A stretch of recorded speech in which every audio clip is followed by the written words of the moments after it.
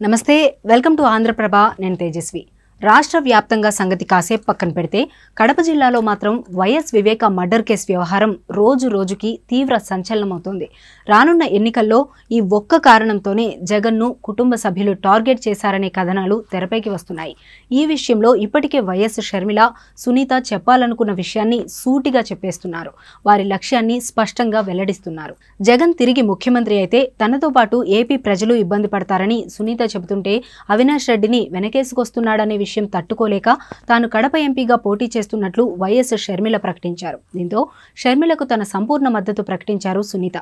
ఈ సమయంలో పులివెందులలో జగన్పై ఎవరు పోటీ చేస్తారనే చర్చ తెరపైకి వచ్చింది.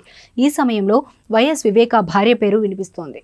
ఇప్పటికే కడప ఎంపీ స్థానాన్ని షర్మిల టార్గెట్ చేయగా పులివెందుల ఎమ్మెల్యే స్థానంలో జగన్పై పోటీకి వైఎస్ వివేక భార్య సౌభాగ్యమ్మ బరిలోకి దిగనున్నారని తెలుస్తోంది.